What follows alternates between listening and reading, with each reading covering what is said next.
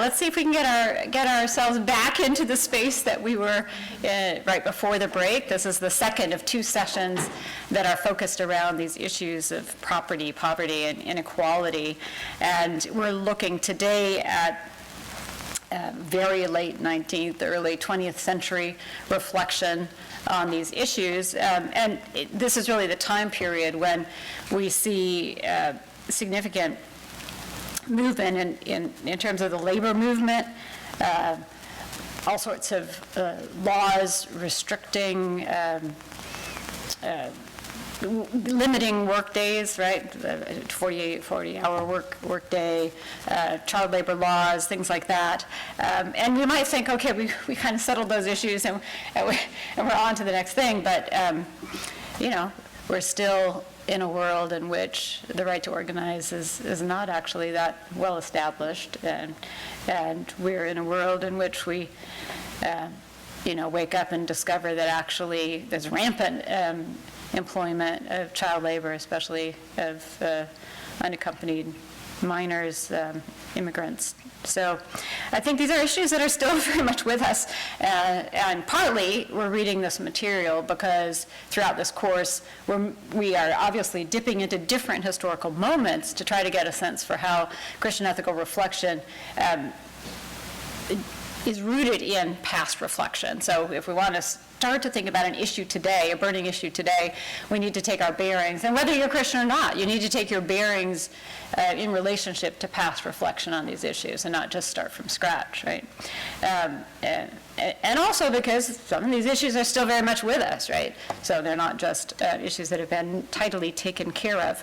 So just thinking about these 3 issues, we can map out different Christian modes of reflection, different Christian responses to them. So we could say, well, with property, we could identify maybe the mainstream Christian ethical reflection has had a basically positive attitude towards property, seeing it as beneficial to society as such, but with limits. So property to be used in service of the common good. So property rights can't be absolute. And we saw last time how that's really rooted in this natural law ethical reflection. But there's a radical tradition which has regarded property as a sinful departure from God's intention of common sharing, common ownership. So there are different ways to respond to this social institution of property and the way that it functions and tends to ingrain inequalities of various sorts. Well, what about poverty? No one has lifted up material poverty as a wonderful good thing, but you would say that probably the mainstream Christian tradition has regarded it as an unfortunate reality of a world of finitude, and as an occasion for charity, right? So there's the possibility of responding well to poverty is an occasion for Christian virtue, over against a radical tradition that has embraced voluntary poverty and solidarity with the poor, and has called for, a stance of witness to the reality of the kingdom as inbreaking. So there would be widespread agreement that in the eschaton there will be no poverty. But how do we in our current moment relate to that eschaton? Do we have a calling to anticipate that in some way in the day-to-day reality in which we live? What's new in modernity really is a vision of eradicating poverty without the eschaton, right? Eradicating poverty in this mundane world in which we live. Well, what about inequality? So not grinding poverty per se, but inequality more generally. The mainstream tradition has regarded some degree of social inequality and economic inequality as unavoidable, but as a site for injustice and exploitation. So as a site for concern, right? A site for needed reflection on Christian responses. But the radical tradition has regarded it as an outrage. And with modernity, there's increasing ambition about not just eradicating poverty, grinding poverty, but about achieving equality that's not simply civic equality, not simply equality of political rights, but some degree of economic and social equality.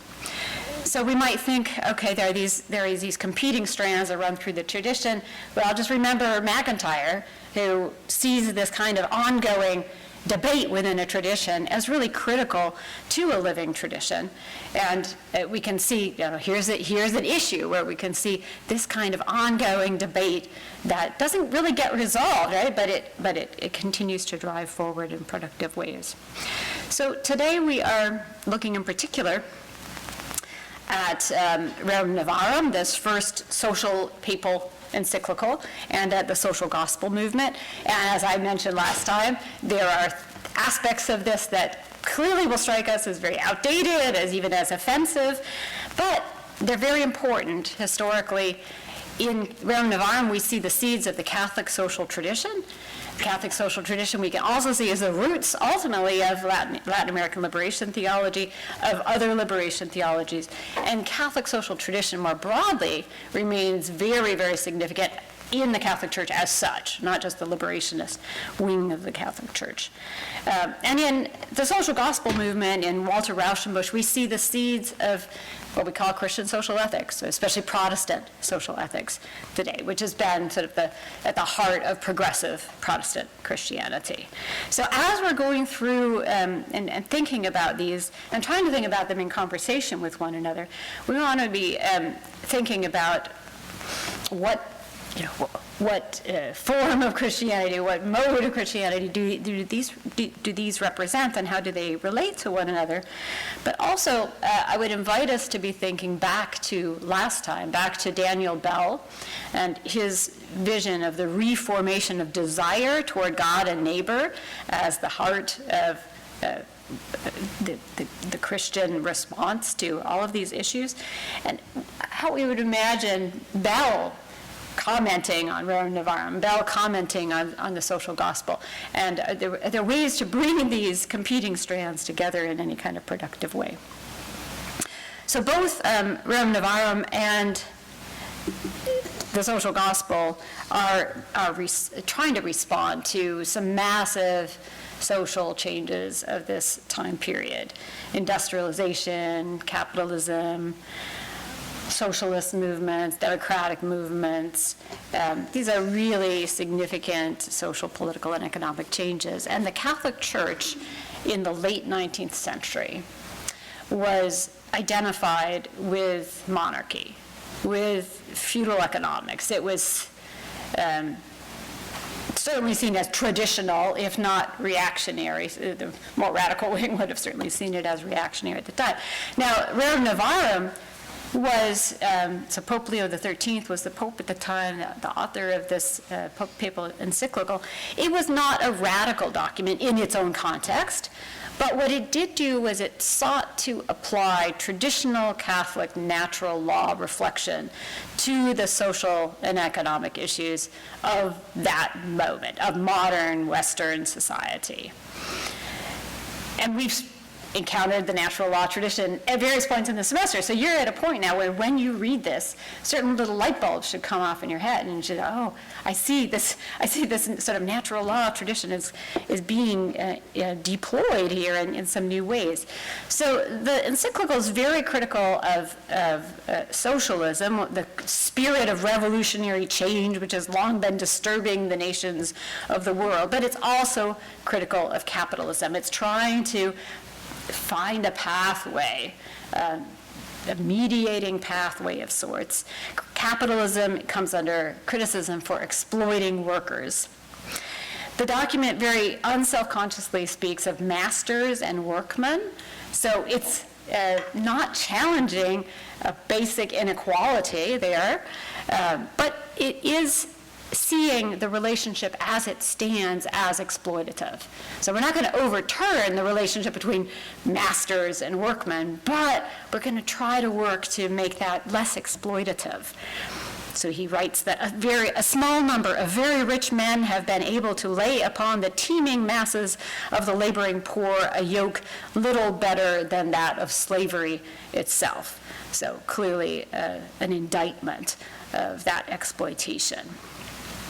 He believes that capitalism feeds self-interested individualism as well as exploitative social relations, and that's going to be a theme going forward into the whole Catholic social tradition of worrying about self-interested individualism being fed by capitalism.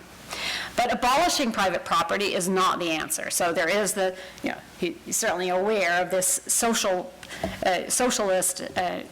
proposal, and that is not the answer. And why not? Well, again, a traditional natural law answer here.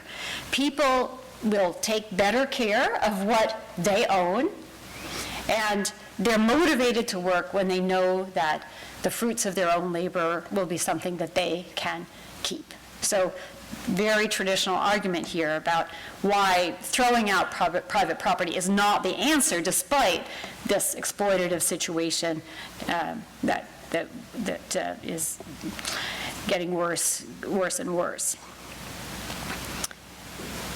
So he writes, every man has by nature the right to possess property as his own. Property rights, yay. And I want to just make sure you notice the way in which a human, non-human, a human-animal binary is operative here. And we will have some chance to reflect on this some more, I hope, when we get to our sections on environmental and ecological ethics. But we see he's critical of certain very exaggerated forms of inequality, but he's using a human, non-human binary in order to drive that, the push to human equality forward.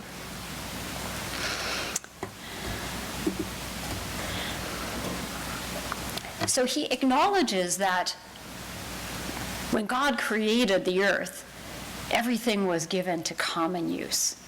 And again, we saw that that's a natural law affirmation. Everything was given to everyone for common enjoyment. But that's not a bar to private property. So trying to kind of have it both ways, but have it both ways in a way that we've seen before. So there can be private property, and the limits of private possession, he even says, have been left to be fixed by man's own industry.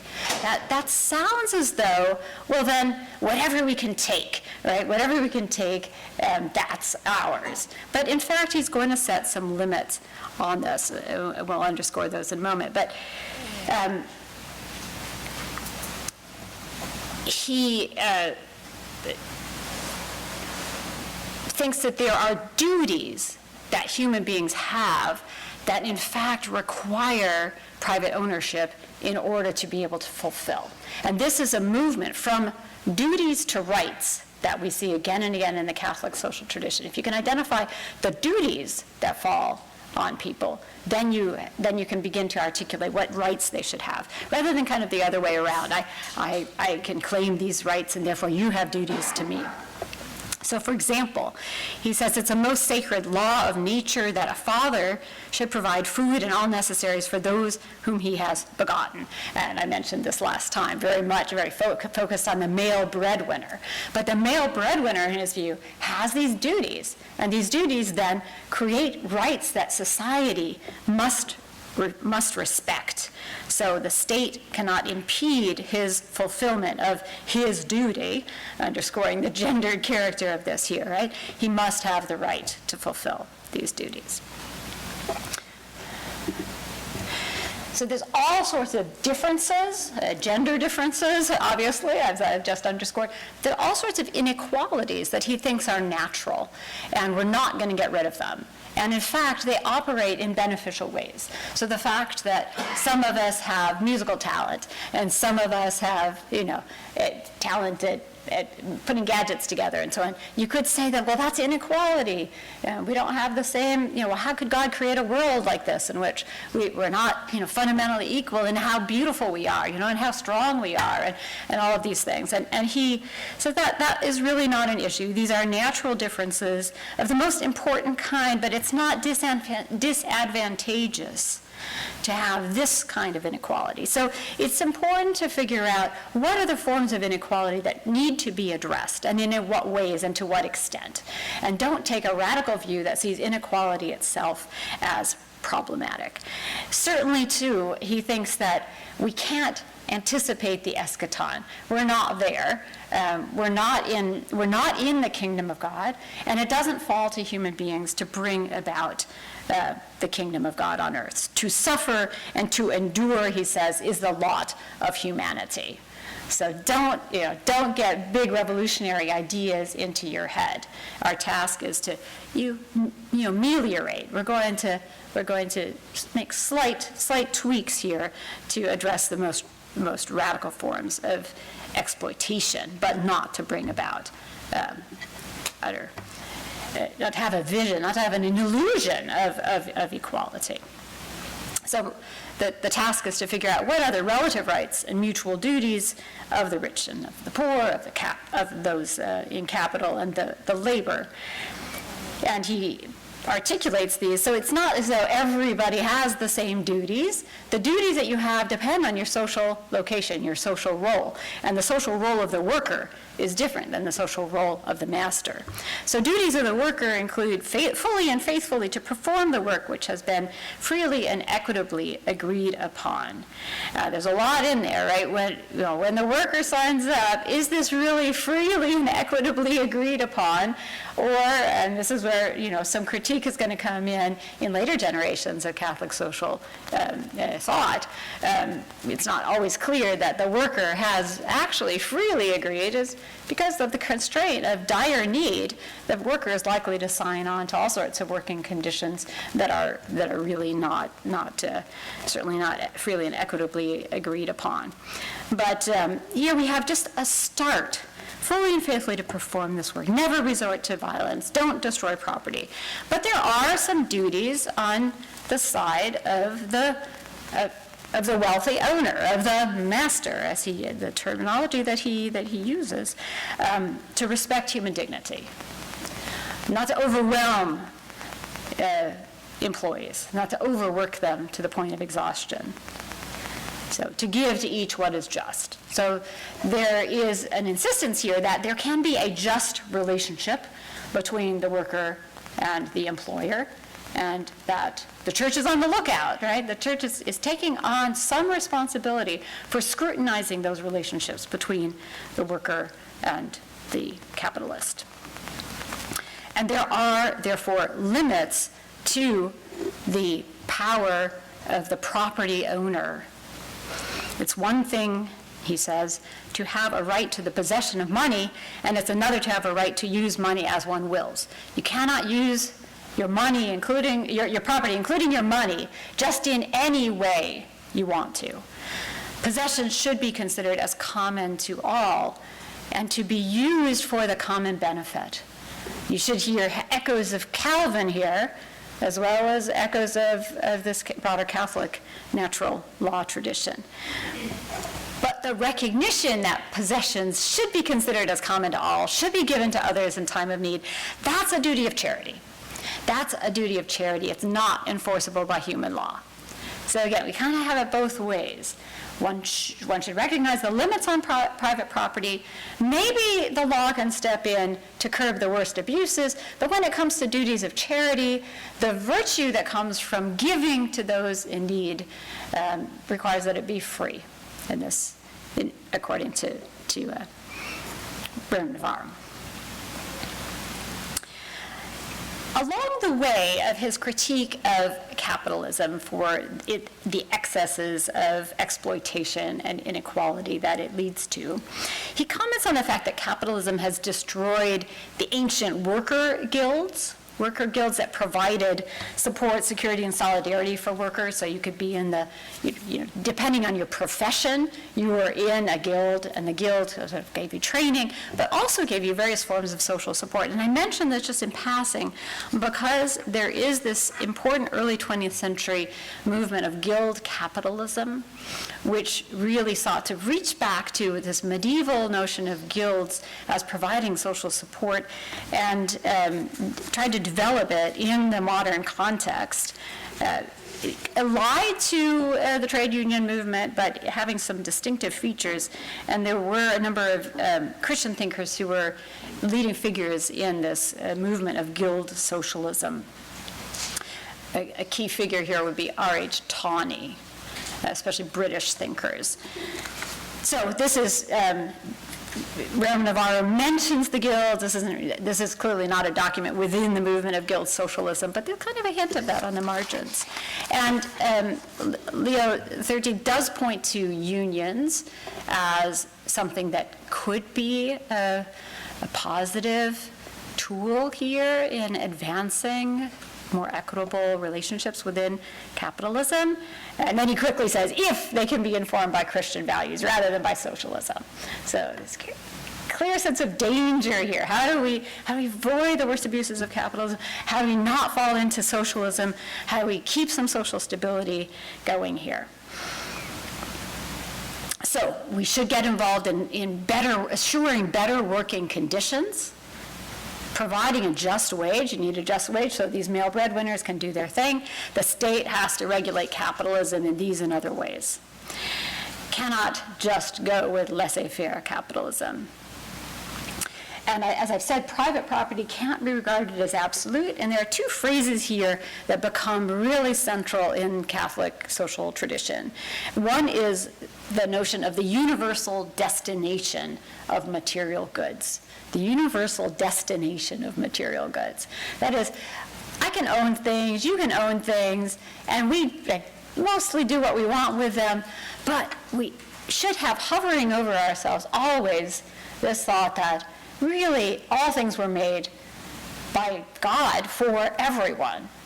And my rights have these limits. So I have to remember that these material goods have an orientation. They have a telos. There's a destination of them that is beyond me and my interests, beyond me and my own plans and purposes. So that's the first. The other is the phrase social mortgage. So there's talk of my private property carrying a social mortgage. It's really much the same idea. It's the idea that, again, I can't do just whatever I want with my property because it's got this social mortgage on it, which means that it's supposed to be used for the common good, not just for my private purposes. So I should be, in my own life, in my own plans and projects, I should be thinking about how what I do, my enterprises, can also be serving the common good. So one way in which this could work out is, well, what kind of business are you engaged in?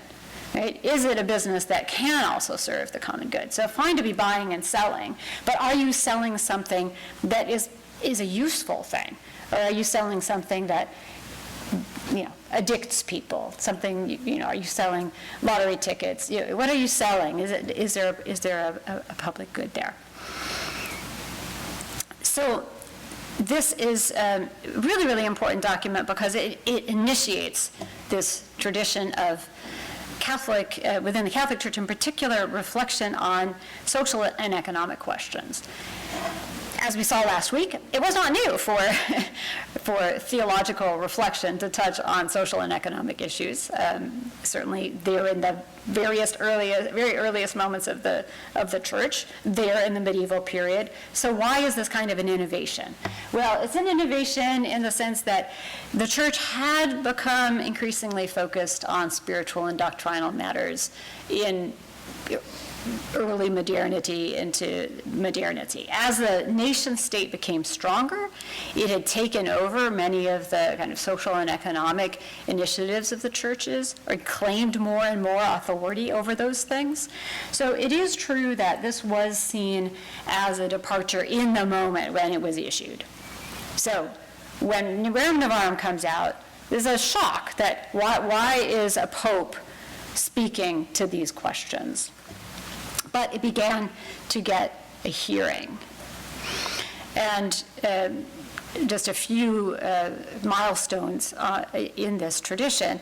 So the American John Ryan published in 1906 his book, A Living Wage, and he not only talks about the living wage there, but tries to develop a more comprehensive doctrine of social and economic rights. And he definitely was like jumping off from Rerum Novarum and trying to develop the ideas here. So it wasn't just papal reflection. There were many other people then who became drawn into this. Pius XI, in 1931, another encyclical, Quadragesima Anno, so 40 years after Rerum Novarum, he's really furthering this tradition with a much stronger critique of despotic economic domination of the ruling elite of capitalists. So we see it's not just repeating the same thing over and over again. We see development in this tradition. We might point next to John the 23rd in 1961, Mater et Magistra, who here there's kind of an innovation in that he looks at global poverty, global inequality, so a broader frame of reference here, less focus on the industrialized nations. John, also similarly, John the 23rd, just a couple years after that, 1963, Pacem in Terris, he condemns racism, he condemns the nuclear arms race, so we see a broadening of the issues that are being addressed in these social encyclicals, and then some important documents at the Second Vatican Council, Gaudium et Spes, Dignitatis Humanae. Here, there's an affirmation that the church is in the world, needs to be an actor within the context of the modern world. There's a defense of religious freedom, which had been not something that the Catholic Church was very warm to earlier. Paul VI, Populorum Progressio in 1967, calls for holistic development. This is very much the time period where the language of development, global development, is really the language of the day. And here he's insisting that when we talk about this development, it can't just be economic. We have to think holistically. And this, that's actually very much ahead of its time in attending to that. And then, it doesn't stop there. Most recently, we could think about Francis, Laudato Si, the environmental encyclical, right? Again, it's not like he was the first pope ever to draw attention to environmental issues, but certainly the first one to lift it to that degree of importance. And his most recent, also, Fratelli Tutti, is also in this vein of maybe echoing, especially Populorum Progressio, in terms of calling for holistic development. So sometimes this is called Catholic social teaching.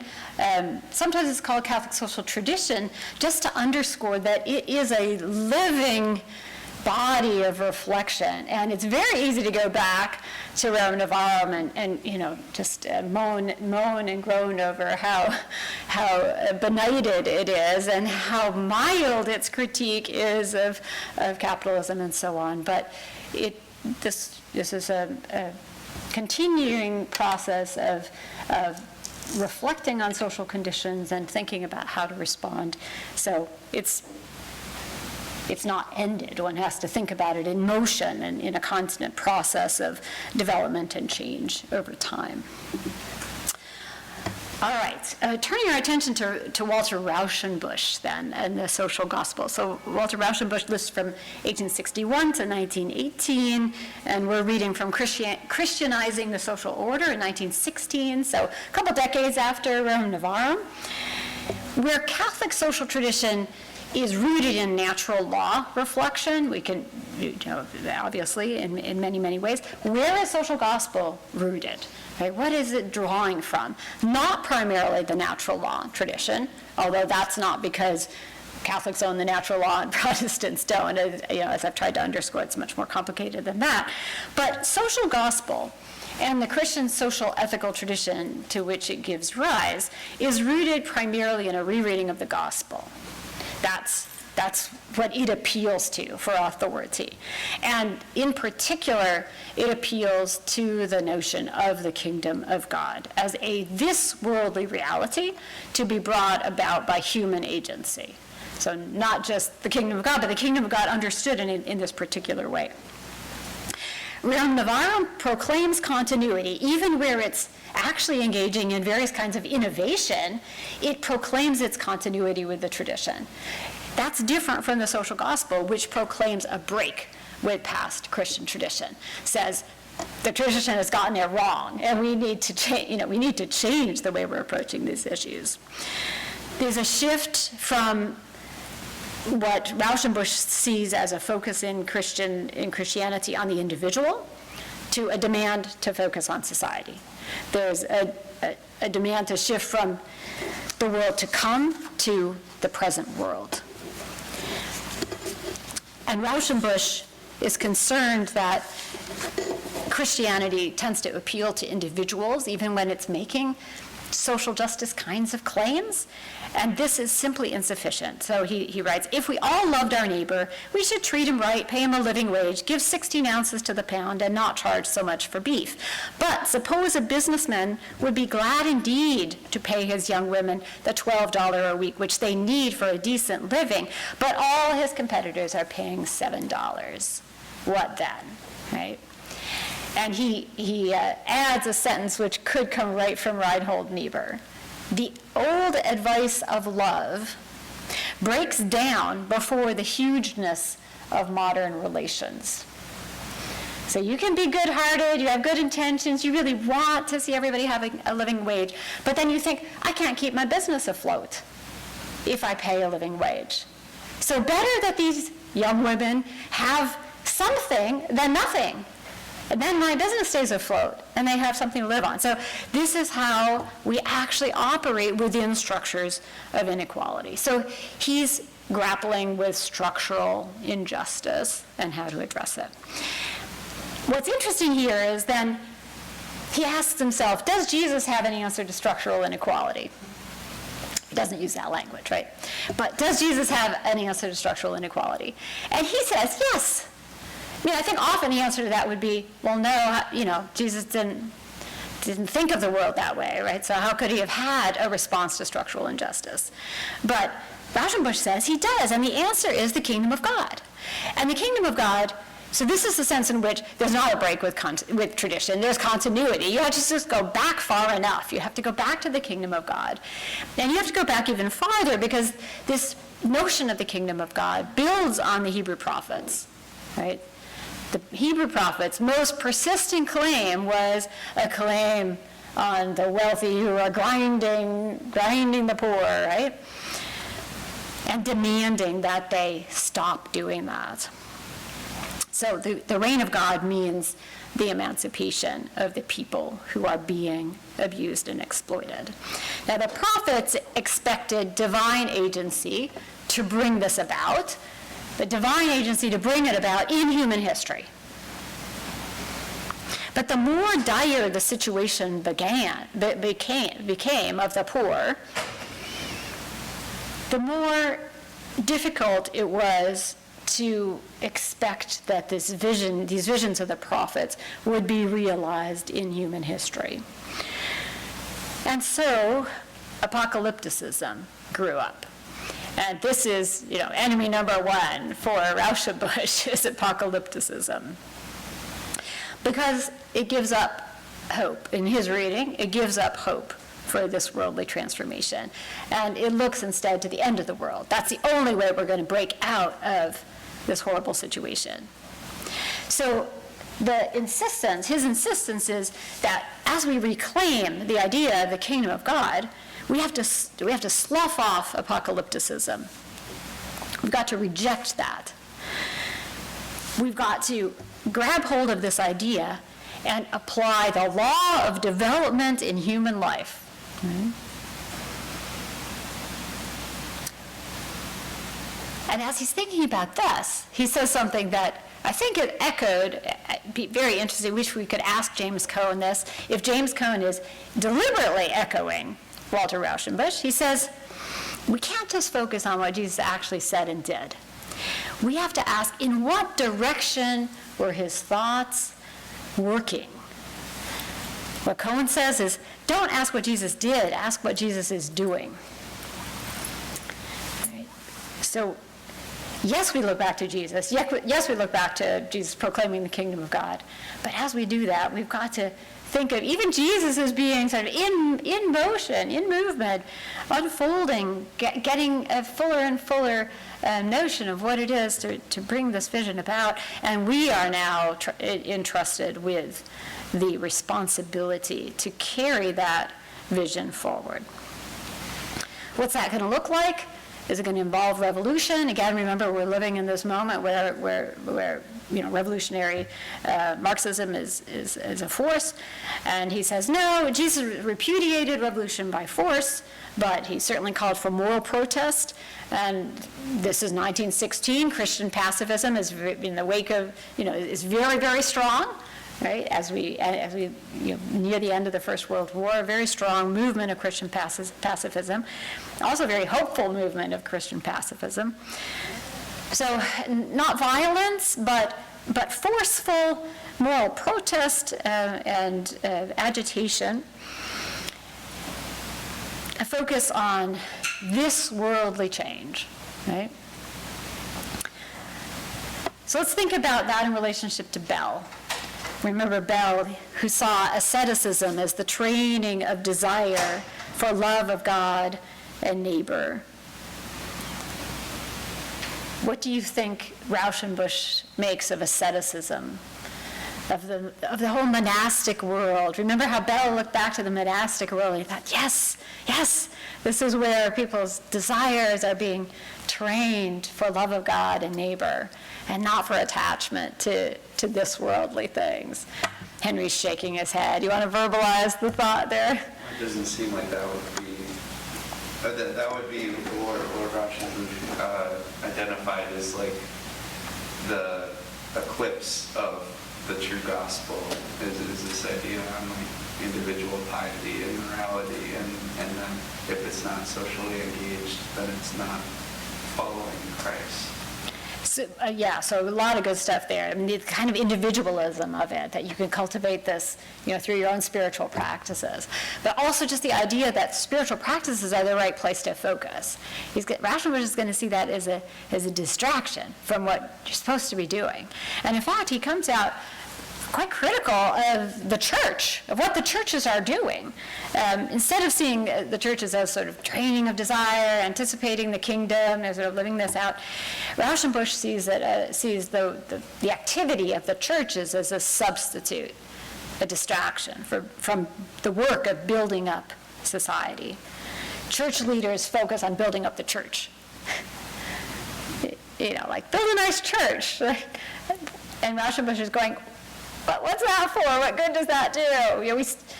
So the church should not be focused on its own preservation. And I think he would worry that is ultimately what is driving Bell, a worry about maintaining Christian distinctiveness. Interestingly, though, they both turn to St. Francis as a figure, a figure to hold up here, but it's a very different kind of appeal. So for Bell, Francis is about the counterformation of desire. It's about asceticism, the right kind of asceticism, which is a kind of training of our desires. But for Rauschenbusch, Francis is about a religious protest against social inequality. Right? The embrace of poverty is not about formation of your desire. The embrace of poverty is a public protest against social inequity. So what happened after that? You got the Franciscan movement. It's sort of getting something right, but then comes the Reformation. The Reformation is too focused on justification, too focused on salvation, too focused on doctrine. Slight qualification, at least there's a concern for the world. Right? A concern for ordinary life as bearing some meaning, as a possible place where you could live out your vocation. But only, he thinks, with the present, only with the modern day, is it possible to see which way Jesus was pointing with the kingdom of God. And to see that Jesus doesn't want us to waste time and energy on religious paraphernalia, on religious rituals and practices. The kingdom of God calls for no ceremonial, no specific doings. It's just a matter of establishing a human fellowship that's based on justice and resulting in love. And this is true religion.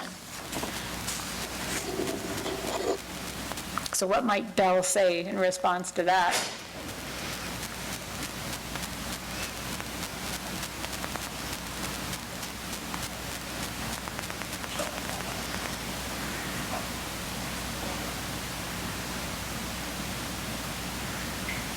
Or what might he worry? What might he worry about this form of social Christianity?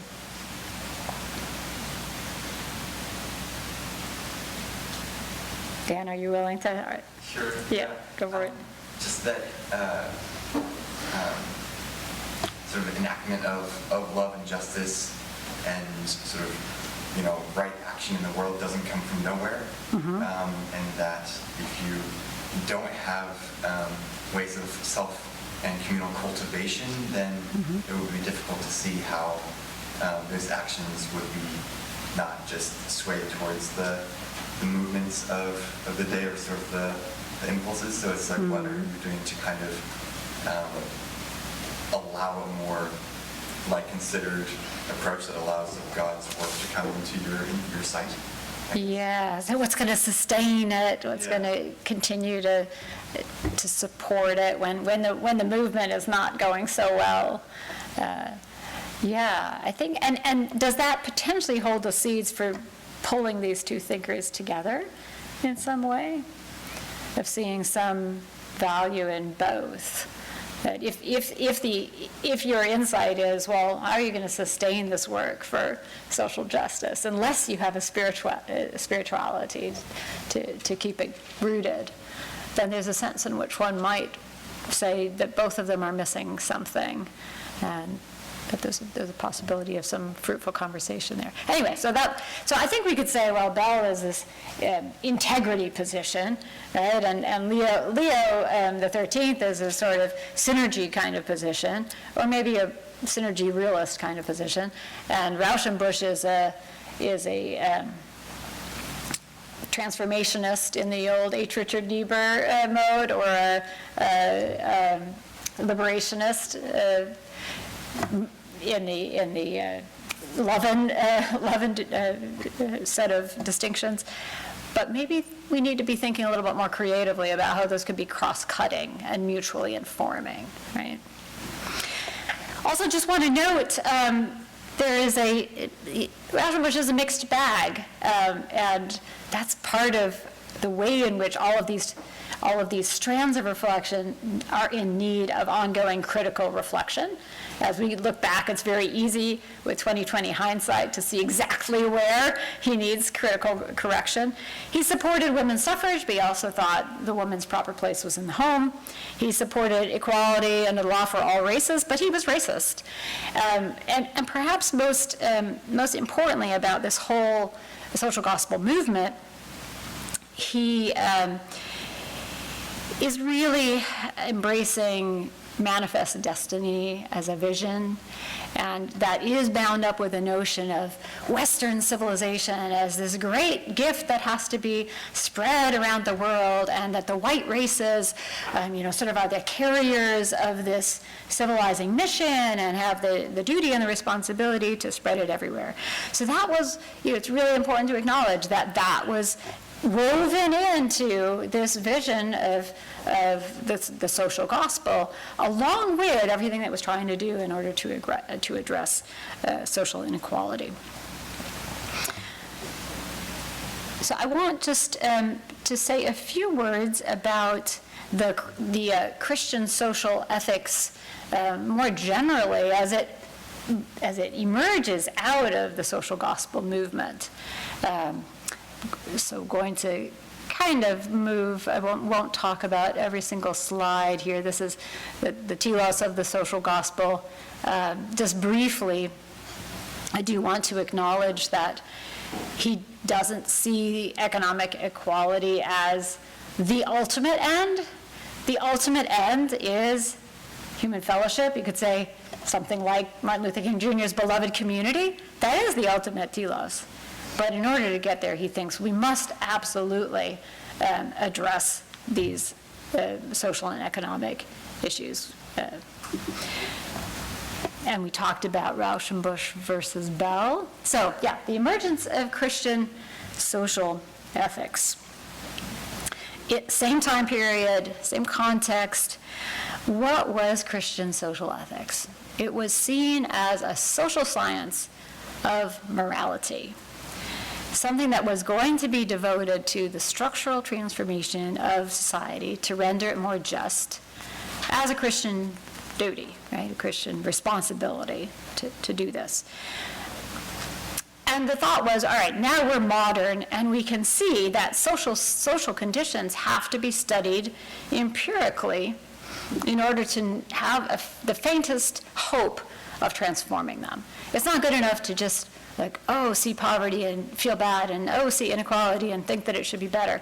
We've got to actually understand how society works. That is something that requires science. Social science is just really taking shape at this time. And this was understood as a recovery and development of the religion of Jesus. So it was very much carrying on this idea of the social gospel, of the progressive realization of the kingdom of God. But the focus is not on defending doctrine. It's not throwing out Christian doctrine, but the focus is not on defending doctrine, nor on the liturgy. The focus is on social scientific analysis of the conditions of society to change them. So the first faculty chair, right, in an academic context, in Christian ethics, not just Christian social ethics, in Christian ethics in the U.S. was at Princeton Theological Seminary in 1871, and it is part of this movement. Now, obviously, we've been studying ethics all semester, and there's a lot of what we've looked at is prior to 1871. Christian ethics doesn't come into being in 1871, but much of the time, Christian ethics was not seen as a separate discipline, right? A separate academic discipline. And here is an important moment at which it gets identified as something that requires its own academic subfield. So the seminary announced that the position was aimed at exploring Christian ethics theoretically, historically, and in living connection with various branches of the social sciences. Right? So up front, the idea that it's the task of Christian ethics to engage with the social sciences. And Union Theological Seminary, not long after, established a very similar course in Christian ethics. Some of the earliest social gospel thinkers, Washington Gladden and Richard Ely, founded the American Economics Association. Imagine something comparable today. Some YDS students establish a field, American Economics Association. It's hard for us to even compute it. So they established this to oppose social Darwinism, very much driven by their theological commitments. So it wasn't always called, there were various names for this thing that was supposed to be engaging with the social sciences and be Christian. Sometimes it was called social ethics. Sometimes it was called social economics. Sometimes it was called Christian sociology. And sometimes it was just, as I said, called Christian ethics. The first department of sociology in the U.S. is in 1892 at the University of Chicago. And really then, very, very quickly, the social sciences want to cut off these ties with the theological world. Surprise, surprise, right? Want to establish their own independence of not just the theological, but independence of sort of the normative, the ethical. They want to be fully scientific. So this is a moment at which the social sciences are deciding, in order to be truly scientific, we have to be objective, we have to be neutral. These ideals that we are now beginning to dismantle slowly. But this, therefore, led to social ethics within the theological world being still something very engaged with the social sciences, but not recognized on the part of the social sciences as a true conversation partner, right? So it's not a two-way street, very much of a one-way street. So where are we today when it comes to thinking about social ethics? Obviously, this is still a very dynamic area of Christian ethical reflection. It's become much more diverse. Not everybody who's doing something that they would call Christian social ethics traces themselves neatly back to this, but this is an important kind of founding moment. And then, of course, there are also critics of this who worry that there's no neutral social science. That the social sciences have their own normative commitments, and that it's extraordinarily dangerous for Christian thinkers to kind of hitch their wagons to the social sciences in the way that this kind of naive thought that all we need to do is hitch ourselves to this discipline, and we'll be able to solve the structural problems by marrying the science with the vision of the kingdom of God. So you could say someone like Bell probably would articulate some of those worries about a program that would instead of using the native resources of the tradition, these ascetical practices, would look to supposedly neutral tools for the transformation of society. So that is a debate that is very much ongoing, and that we'll see other incarnations of as we move forward. That's it for today. Thank you. Thank you.